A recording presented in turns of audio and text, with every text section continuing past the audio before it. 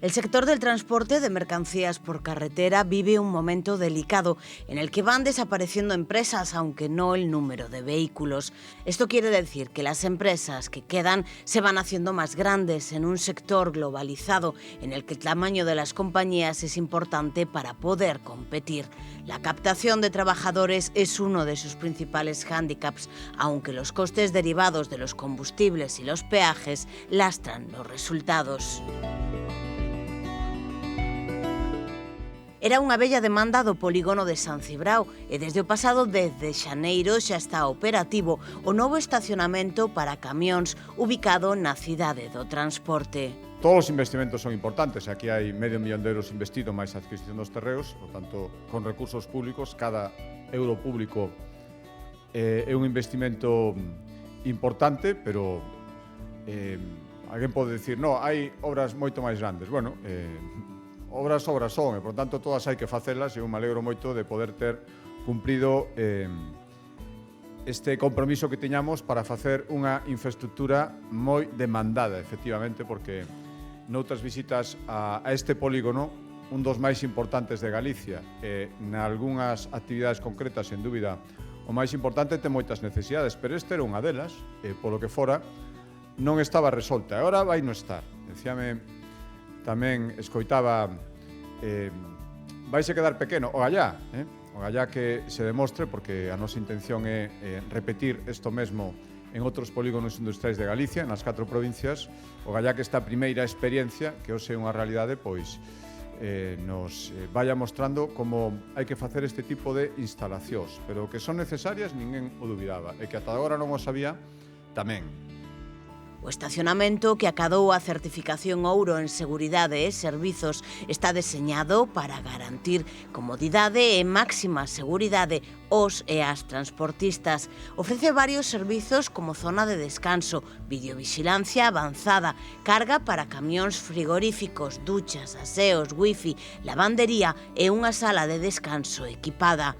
Cunha superficie de 11.200 metros cadrados e capacidade para 59 camións, as instalacións destacan polo seu sistema de videovigilancia de última xeración, o control de acceso automatizado, o cerramento perimetral de 2 metros, recoñecemento de matrículas, iluminación de alta intensidade e persoal de seguridade capacitado.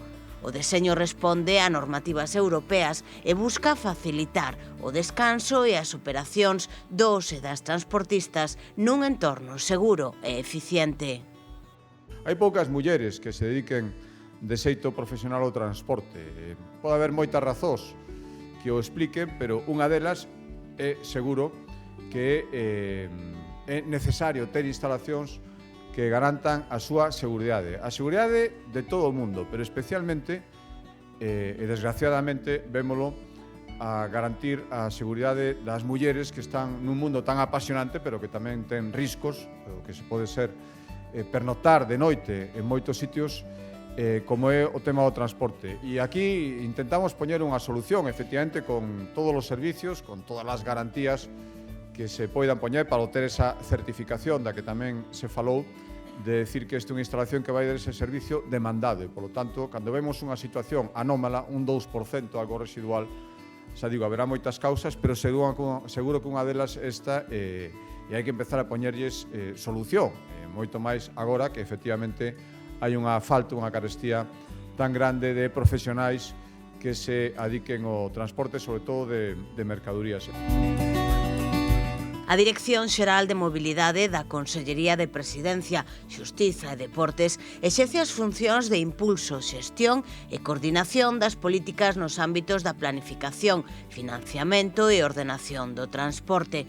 En concreto, abarca os servizos e as infraestructuras de transportes na comunidade, así como a investigación sobre transporte, logística e mobilidade. O transporte de mercadorías, como sucede na maior parte da Unión Europea, padece dun notable minifundismo empresarial. Este departamento da Xunta de Galicia establece 3 grandes desafíos para o sector deste tipo de transporte. A competencia nun mercado máis amplo como é o da Unión Europea, que ademais incrementou a súa extensión xeográfica coa ampliación cara ao leste. A redefinición do papel do ou da transportista inmerso nun proceso de transformación desde o mero carrexador á persoa que presta servizos logísticos máis complexos e dotados de máis valor engadido. A competencia nun mercado onde o ferrocarril vai adquirir crecente protagonismo, tanto polas mellores infraestructurais como polas políticas de impulso dos medios de transporte máis ecolóxicos que promove a Comisión da Unión Europea.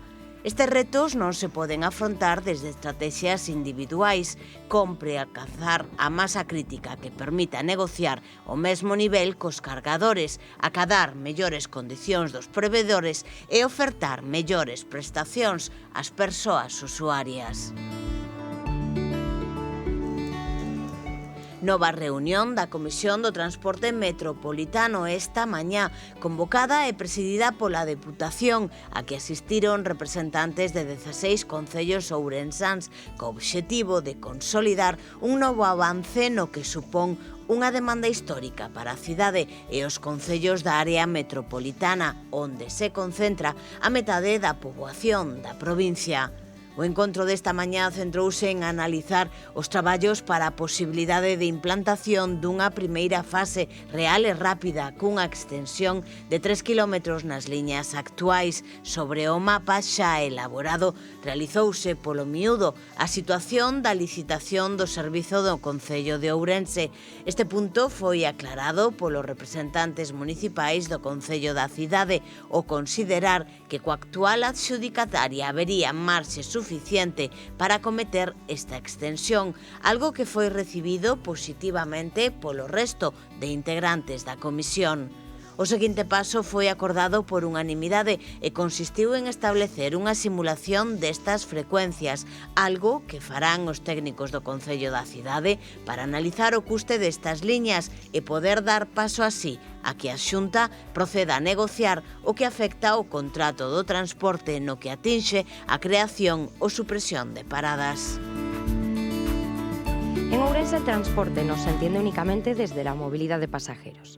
El transporte por carretera y mercancías juega un papel clave en la dinámica económica de la provincia.